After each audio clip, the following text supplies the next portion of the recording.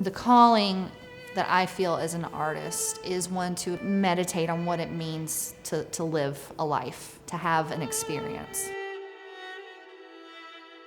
A lot of my work's about anxiety, and I find that by working out the same ideas in different medias, it's a way to really explore those themes of repetition and intrusion and an inability to move past things that have happened. For me, this very highly researched, very highly defined iconography is one of the things that unites my work across all of these medias. A lot of these iconographic elements relate back to mythology. For example, the pomegranate relates to mother-daughter relationships, relates to the story of Persephone and Demeter, brings in connotations and thoughts of death and mortality, while at the same time also in a lot of cultures being a symbol of abundance and fruitfulness. It is a symbol that fully embodies both death and life at the same time. There's an idea in therapy of and, things can be this and that at the same time. They don't cancel each other out. So I'm really interested in how the pomegranate can symbolize that idea. Another one of my icons that I use a lot is the stork scissors. Everybody, it seems, has seen them.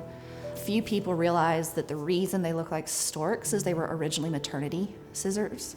They were used by midwives in labor. The original use was not for thread, it was for flesh.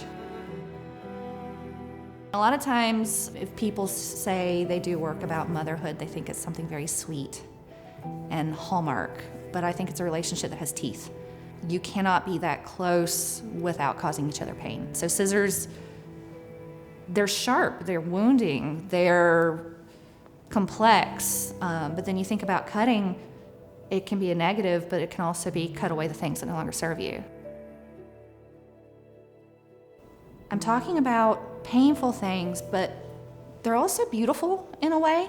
I use beauty kind of like a lure to pull people in. If I didn't have the beauty in the work, people wouldn't engage with it. It's not just animals. It is almost exclusively a predatory relationship that I'm depicting. The idea of death as a specter, like omnipresent, I have depicted through these images of these birds, these animals. That moment of strike. I'm multidisciplinary, but I'm a printmaker at heart. And one of the things I think that is different about printmaking is that it is about setting up systems to ensure predictable and repeatable results. So I can do a small segment of, okay, here's 9 pairs of the scissors on a wall. Now it's very easy for me to dream into 300 pairs on the wall. So the ceramics is actually a pretty new part of my process. I'm not interested right now in learning how to throw or learning how to slab build or learning how to sculpt freely from clay. I'm interested in the slip casting very specifically. One reason is because of the materiality of the porcelain makes sense with my prints. The porcelain looks like paper, the porcelain looks like bone. I've thought a lot about that. But another is, as a printmaker, I make a thing in order to make other things.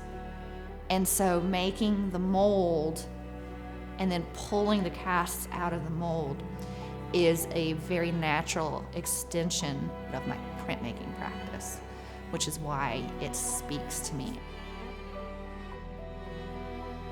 I think self-honesty is the most difficult honesty of all. So to admit to yourself what your work is about, to admit to yourself what you've been through. Lying to yourself is the easiest lie of all because you want to believe it more than anybody else. And so I've really pushed hard to get more and more truthful in the work. I want to create a space where I can come with my traumas and you can come with your traumas and we can have a shared empathy.